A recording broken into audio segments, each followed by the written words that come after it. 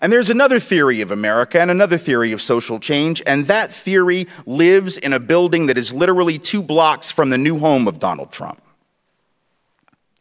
It resides in the Museum of African American History and Culture, which, if you have not had the opportunity to visit it, you should take the time, make the effort, and go.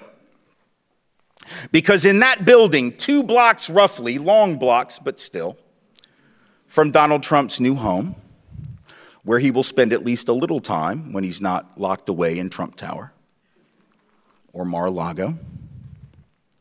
In that building, one sees the alternative version of America, and most certainly the alternative version of change in a social context. Because what does that building tell us? It tells us about a nation that is about pain amid promise, and promise amid pain. It tells of a country where all of the change that has come has been the result of the collective efforts of committed people waiting on no man, on no great leader to solve their problems. When you walk through that museum, you begin to see how change really happens. It does not come from the top, it comes from the bottom.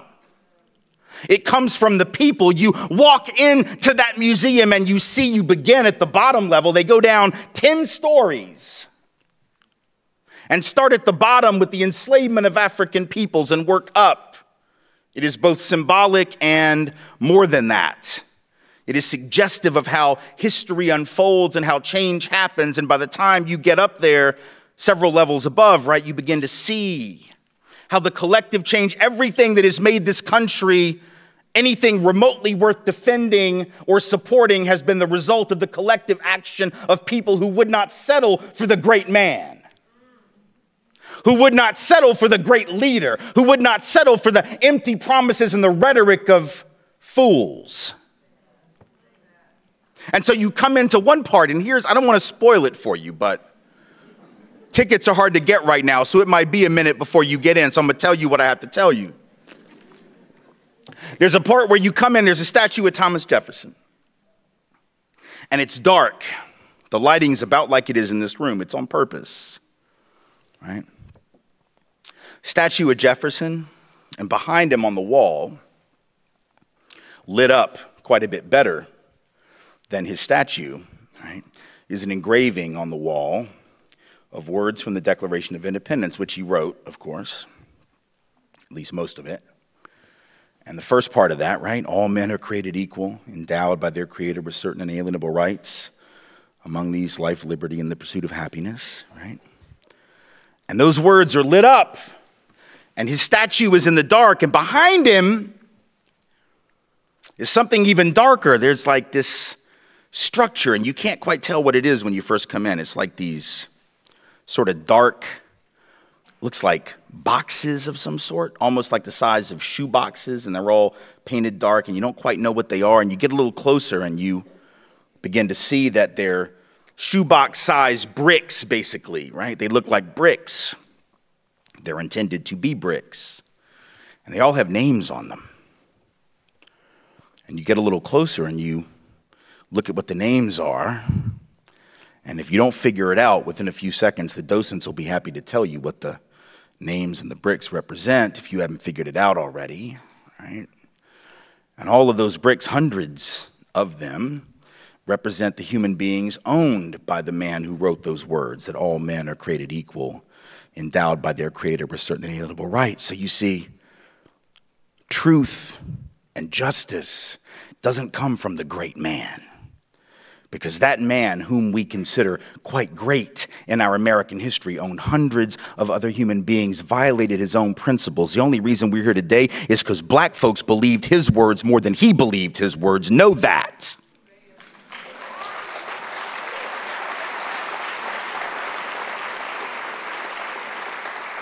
And then you move on, and you see some other things. There's an auction block from which human beings were sold by great men, quote unquote. An auction block on which we're told Andrew Jackson once stood to give a speech. Nat Turner's Bible is there.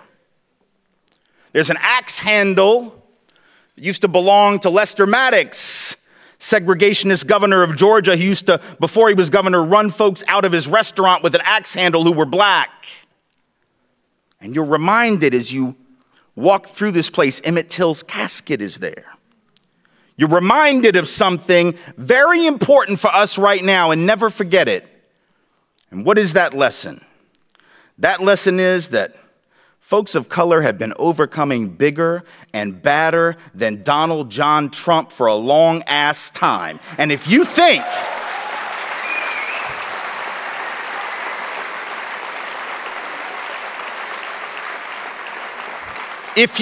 for even 1 minute that this thing is done, if you think for even 1 minute that folks of color are going to fold when they didn't fold for Bull Connor, when they didn't fold for Jim Clark on the Edmund Pettus Bridge in Selma, when they didn't fold when Martin and Malcolm and Medgar were murdered, when they didn't fold when Fannie Lou Hamer was beaten in the jail in Ruleville, I promise you, you have not studied this country's history and you do not know black and brown people. So this thing right here,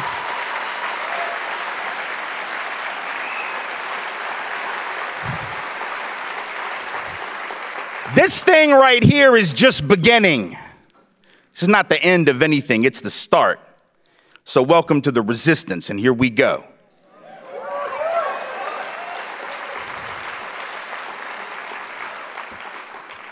So what does this mean in real terms? See, here's the thing. This is what concerns me.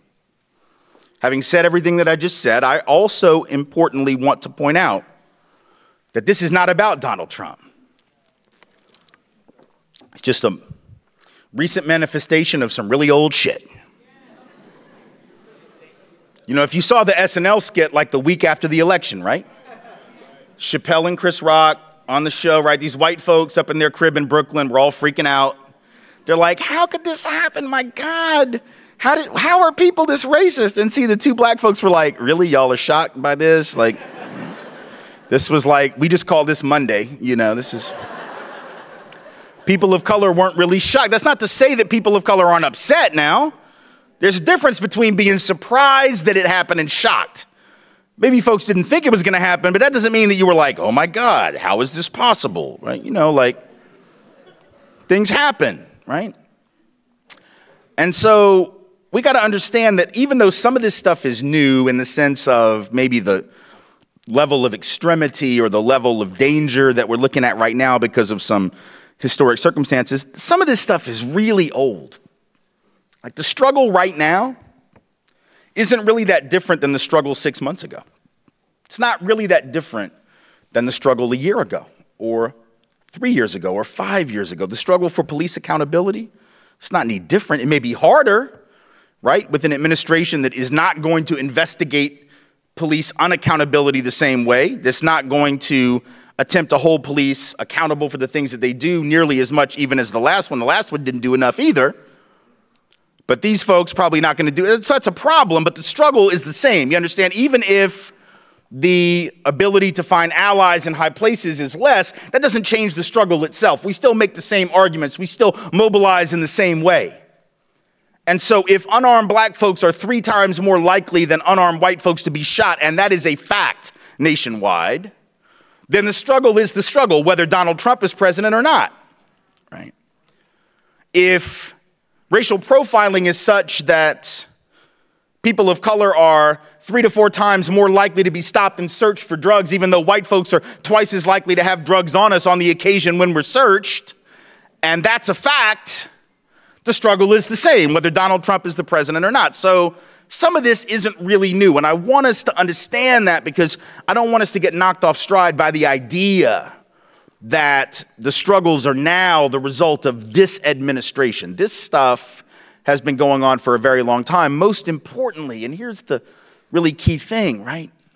The very election of this man, based on the rhetoric and the narrative that he spun, is America 101.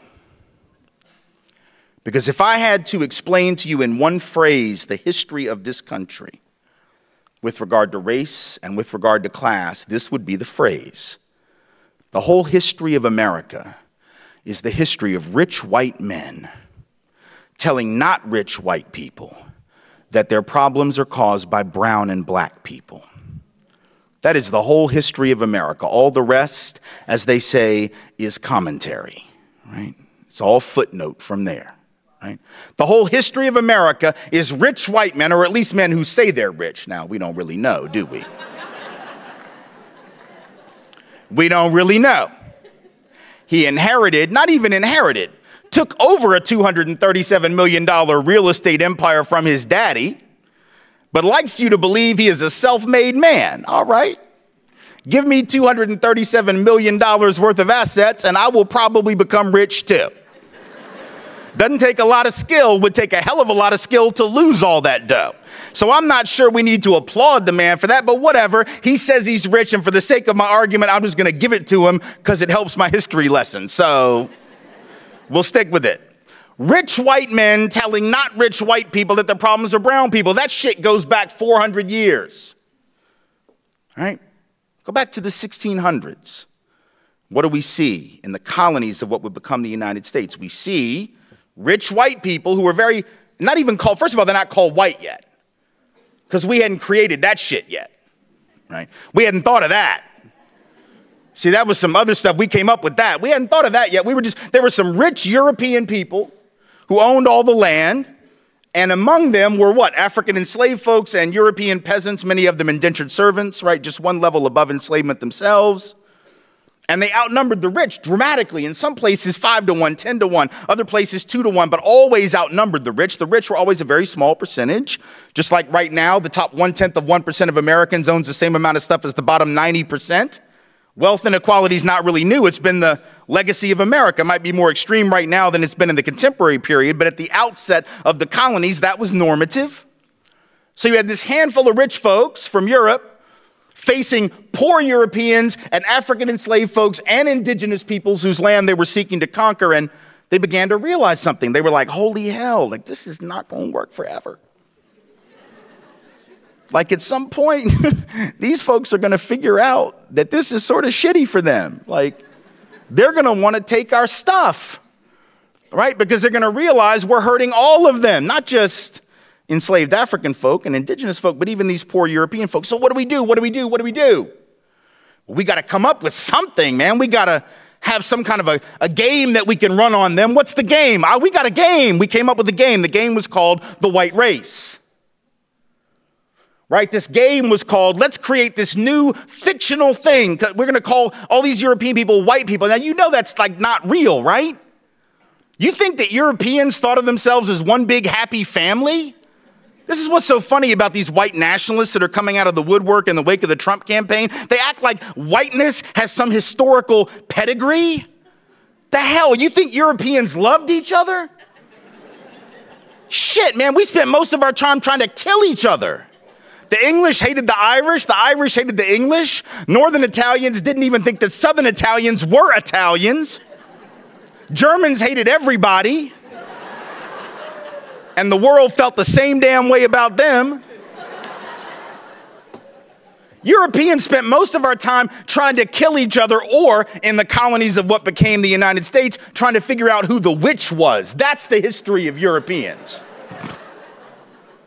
You're a witch. Well, you're a warlock. Well, we're gonna burn you at the stake for not worshiping our Lord the right way. That's sort of what we did, right? So the idea that we were one big team called white people is absurd. Whiteness became a concept created for one reason only, and that was to succor poor, working class, immiserated, peasant Europeans into believing that they actually were on the same team as rich people. So if you tell them, oh, well, you know, you're white now. Oh, yeah, I know. Wow. We've been kicking your ass forever, but now we're going to put you on the slave patrol. Oh, yeah. We're going to give you a horse and a badge and a gun and let you keep those black people in line for us, right? And these working class white folks on the slave patrol, the ancient precursor, if you will, to modern policing, right? Working class folks, see, because the police ain't rich and neither were the folks on the slave patrol.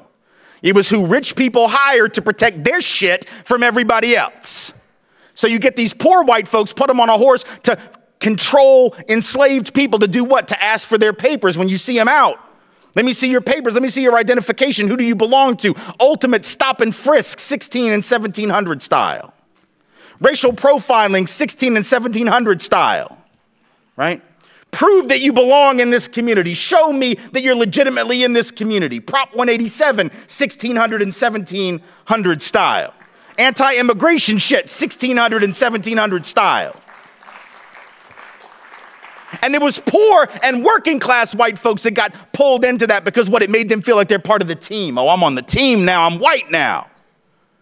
For real, because these other white folks, they don't love you. They would starve you. They did back in the old country, but now they gave you a taste of power. They gave you what W.E.B. Du Bois called what? The psychological wage of whiteness. Right? And that shit won't pay your bills. But it'll make you feel better. It puffs you up, right? It's like, I may not have much, but at least I'm not black.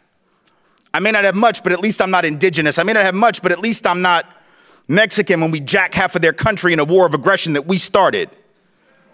I know that's not. I know that's not what they taught you in 8th grade, but that's how that shit actually went down. You may not have much, but at least you're not Chinese brought to work on the railroads and build them from dusk to dawn and dawn to dusk to build the transcontinental economy of this country. So you may not have much, but at least you're better than them, see? And so you create that mentality. You divide and conquer working class coalitions. You give European people just a little bit of taste of power and say, those are your enemy. And then that shit works for generations. And then we come up to the Civil War era, right? And it's still working, right? My folks from the South, I'm from the South, lived in the South all my life. And the only difference between those of us from the South and the rest of y'all is we know that our shit stinks, see? For real, like, those of us in the South who are white, we know we have an issue. White folks in California, not always clear on that, so y'all need to get clear.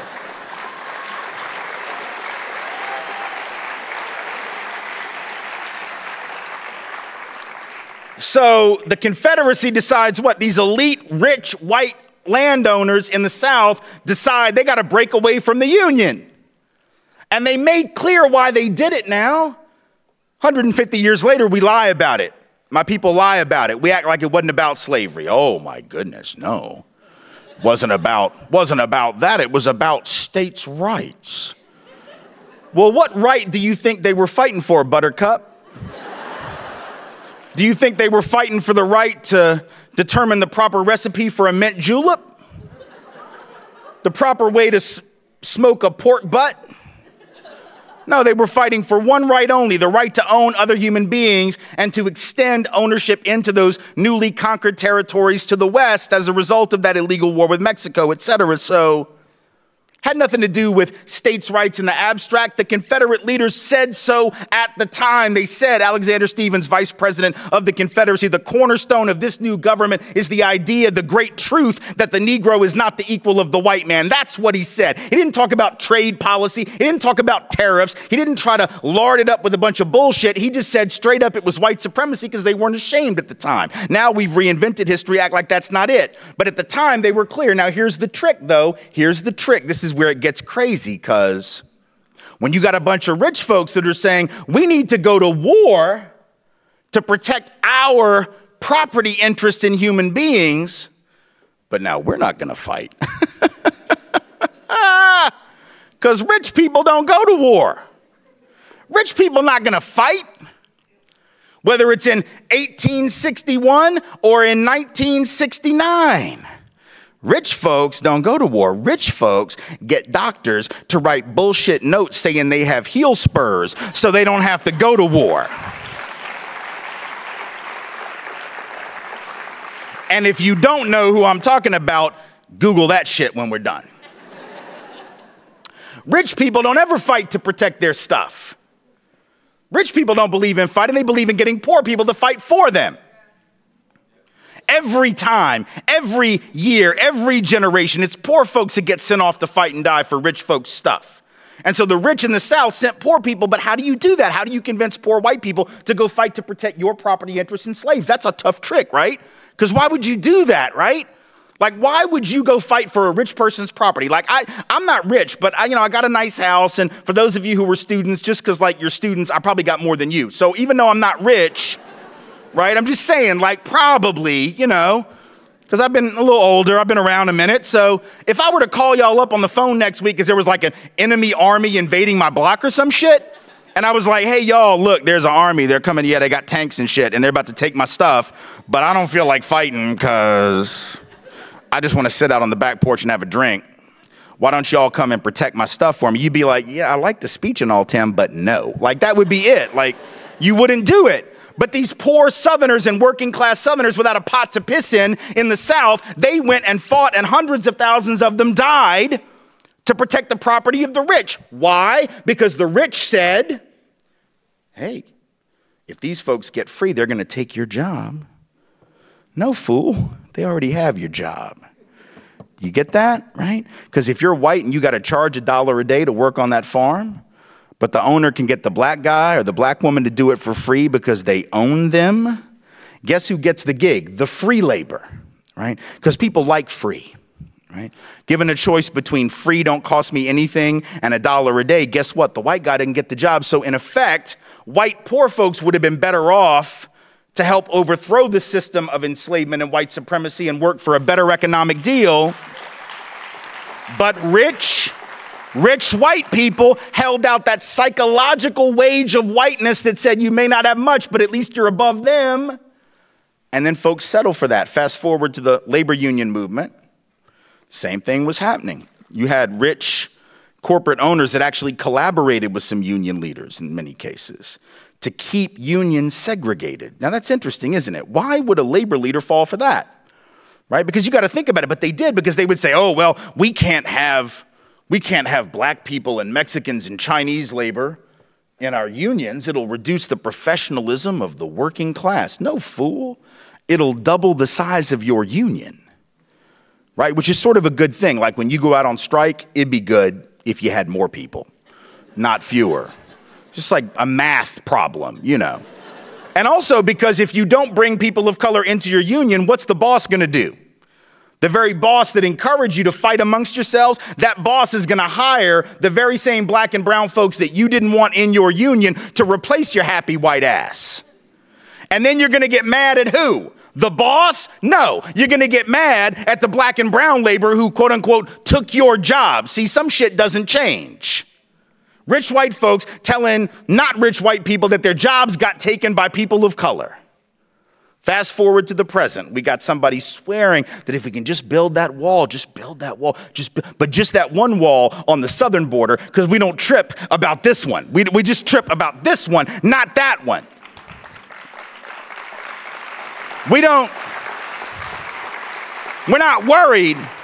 I guess we're not worried about crafty Canadians trying to figure out how to sneak into this country to take advantage of our superior health care. Right. We're just worried about these folks. But it's not about race. Remember, it's not about race. It's just about legal and illegal, even though 40% of the people in this country who were, quote unquote, undocumented didn't even cross the border. They're not undocumented at the time they cross any border. They came on legal visas, be they work visas or educational visas, overstayed those visas. A disproportionate number of those are not, in fact, from south of that border. They are overwhelmingly disproportionately from places like Canada, like Europe, not from Mexico, Central and South America, but we scapegoat some and not the others because, again, it's about rich white folks or presumptively rich white folks telling not rich white people that their problems are brown. It has nothing to do with facts. And by the way, the idea that if you build a wall, jobs are coming back, for real? Does anybody understand economics at all? Do you actually think that, like, the nation's capitalists are sitting around just waiting? They're like, holy shit, I hope they don't figure out that they could just build a wall. Do you actually think the capitalists are like, we've got them, we've been screwing them for years, we haven't been paying them right, we've been, not giving them benefits, but damn it, if they build that wall, we're going to have to give them all a raise. Really? Do you think that's how it works? You build a wall and then all of a sudden the jobs come back? No, the wall doesn't stop capital from moving. Neither does a tweet, by the way. An angry tweet doesn't actually cause a company to change its plans. If you think that an angry tweet makes a multinational corporation decide, oh, holy hell, well, he's mad at me on Twitter, so I guess we'll just keep the jobs here. You know nothing about economics at all, right? A tweet's not going to change. Neither is a wall going to change capital mobilization. Capital's always going to be free to cross borders. Goods are always going to be free to cross borders in search of the highest price, capital in search of the highest return. The only thing a wall does is chain labor to its country of origin. And if you have a policy that chains labor to its country of origin but allows capital to move wherever the hell it wants, so I can still move my company south of the border, I can still move to Sri Lanka to take advantage of less labor protection, environmental protection, etc. All you've done is tilt the game against labor permanently, and not just labor south of the border, but labor north of the border as well. Labor in this country would be far better off to have more folks here who were fighting for justice, who were fighting for better wages, who were fighting for better benefits, not something like a wall or a deportation policy that would limit the ability of those folks to mobilize for radical change. That is not a pro-worker policy, but it is very much in keeping with the mentality that says to those non-rich white folks, your problems are those people. And as long as we can keep folks thinking that, we're not dealing with the real problems. As long as we can keep people focused on that. See, that's the divide and conquer mentality that has existed for generations. There is nothing new about it. And we've been falling for it for hundreds of years to our own detriment. So we have to be prepared to actually deal with that. What does that mean? What does it mean to not know that history? See, it's not just a history lesson, right? It also helps to explain what's going on right now. History, sometimes we don't get why it's relevant. We sit in classes learning history and we think like, why do I need to know this stuff? And I understand because a lot of times it's taught in a very sterile kind of way and sort of boring way. And it's like, why do I need to know this, right? Why is this important? Why can't we just ignore this? Well, a lot of reasons why you can't. Just as one little point, because, white folks, we love to do this, right? White folks, particularly around race, we like to say things like, why can't black people just get over it? Like, slavery was a long time ago, all right? Why can't they just move on? Well, this is sort of precious coming from people who set off fireworks every July 4th. Because that's some old shit too, right? Like Independence Day, that didn't happen last week, right? We didn't break away from the British last Thursday. That's some old shit. But we're still celebrating that. So when it's stuff that makes us feel good, we love it. When it's stuff that makes us feel better than others, superior, like we're the greatest people in the greatest country ever struck off from the forehead of God Almighty, oh, we'll remember that forever. We just don't like the stuff that brings us up a little short, makes us look a little less than superior, maybe not quite as good as we'd like to believe. If you don't understand why the past affects the present, particularly around issues like enslavement, putting aside the inheritance of wealth and the lack thereof, part of which is certainly an explanation for why currently the median white wealth is 15 times the median African-American wealth and 11 to 12 times the median Latino wealth. Certainly that has something to do with history, who had access to resources and who didn't. But putting aside that, let's just understand something. The only reason Donald Trump is president right now is because of a little thing called the Electoral College, which was put in place by folks. See, we got this revisionist history that we've been spinning for the last couple of months about the Electoral College. Oh, it was put in there to prevent tyranny. For real, you think? Do you really think that? Because I don't think that. Right? That might have been one of the things that folks were concerned about, but it was also put in because folks like the folks in Virginia, in the bigger slaveholding states, right, didn't want direct democracy or anything even remotely like it because it would have hurt them because so much of their population was not enfranchised, right? So much of their population in some areas, 40% or over half of the people in some of those slaveholding states were what? Disenfranchised, counted as 3/5 of a human being, not considered people. And if you had anything remotely resembling direct democracy, those states would have been harmed by that. So in fact, the Electoral College was in part a compromise with slaveholding states, states who were dependent upon enslavement as a mechanism of economic development so as to improve their political position vis-a-vis non-slaveholding states.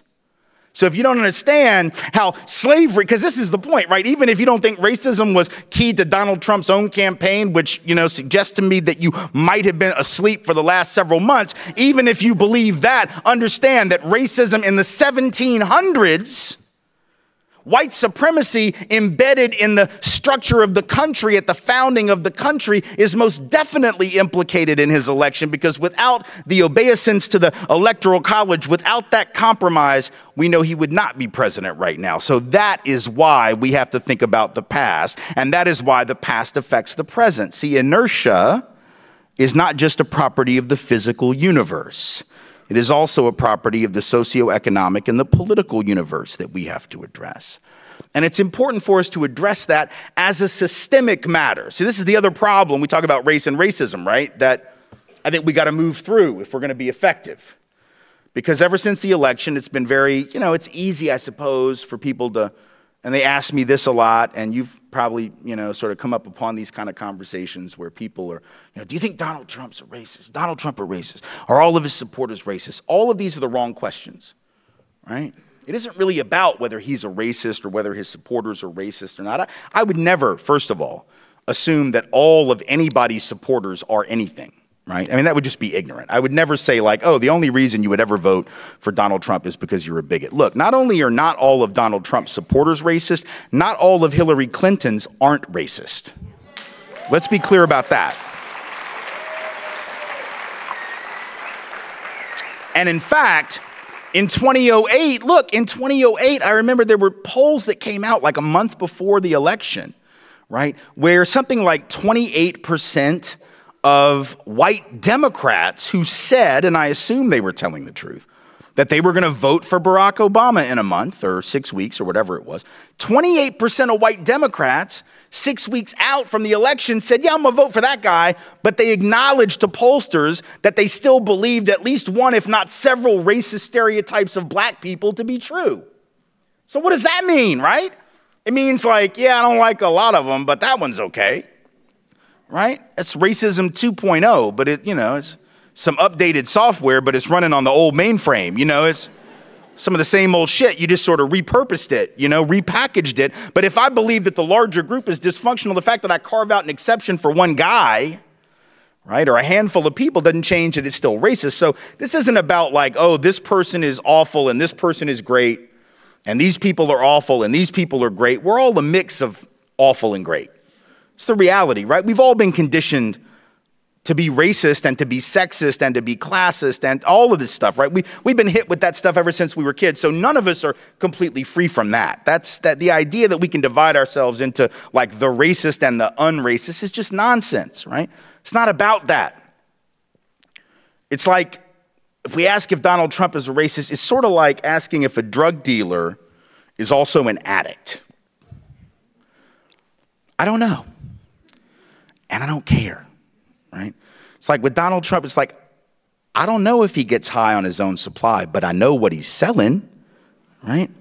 So at some point, whether or not he's a racist, if he's actually manipulating on the basis of race, if he's using race and racial resentment and racial anxiety in order to get elected, the action is racist. It's not about somebody's core character.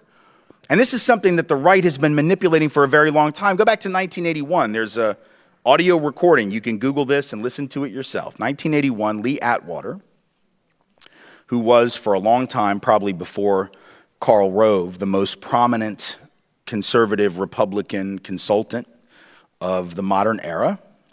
He had worked for Reagan. He worked for George H.W. Bush. He worked for all the sort of leading conservative Republican candidates through the 80s and into the 90s. He has since died of cancer. But before all of that, before he got sick, when he was still very much embedded in Republican conservative politics, 1981, there's an audio tape of him where he actually admits this as a strategy, right? He actually is on the tape saying, listen, back in the 1950s, you could say, and it's the N-word, I'm not going to say it. He says it in the tape like 3 times. He says it over and over and over again. And then he says, but by the 60s, late 60s, you can't say that word anymore. It gets you in trouble. So you start using other words like states' rights and crime and welfare, right? And taxes, right? And he says, and now you're getting so abstract, it sounds like it's all just about economics, but the real purpose and the point here is that black people get hurt worse than white people. So he's admitting, this isn't me saying this about right-wing folks. It's not me saying like, that's what they're doing, right? It's not Ian Haney Lopez, the author of Dog Whistle Politics, saying this is what they're doing. It's the guy who's actually originated the theory and the practice who's saying, yeah, this is the shit that we do. We just make up words and make up concepts and we sucker people with these ideas to actually hurt black folks. That is what we do. Now, Lee Atwater apologized for some of that before he died. Other folks have not. They keep doing it, right? And so when Donald Trump gets up and says, now see, the difference, right, is that like, there's a difference because Atwater was all about the dog whistle and Trump is like about the bullhorn, right? Like the dog whistle is you use coded language, but Trump was just like, screw it, Mexicans are rapists, right? And we're gonna stop Muslims. He didn't really learn all Atwater's lessons. Like Atwater been like, dude, just like, could we talk a minute? Like you're not really doing this right. Like you need to pull back. But by the end of the campaign, he was learning, right? He would talk about when he would address black folks, right? Of course, he never actually addressed black folks. He would go into white suburbs around black cities and talk to white people about black people. So he went to the suburbs of Milwaukee and had an all-white audience where he talked about the inner city, which is just interesting phrase, right? Because we haven't used that phrase to describe urban space in like 25 years. So he's still stuck in a mentality of, 25 to 30 years ago. He's like, the inner city is full of carnage and it's falling apart. Everything's terrible. You can't walk out the street without getting shot. Now, at the time, remember, everybody said, oh, you know what he's trying to do? He's trying to signal to people that he really cares about the black folks. He's trying to signal to those suburban white folks who might want to vote for him, but they're sort of like, oh, I think he's racist, that he's not because he cares about the black. That wasn't what he was doing, right?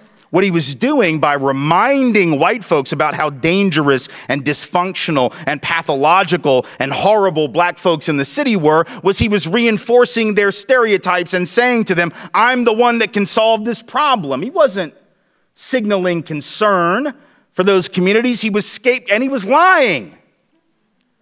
He was lying because, in fact, violent crime in this country, including in black communities, is roughly half of what it was in the early 90s. That is a fact. And you can look it up and you can argue with him and he will ignore it because facts are fungible to him.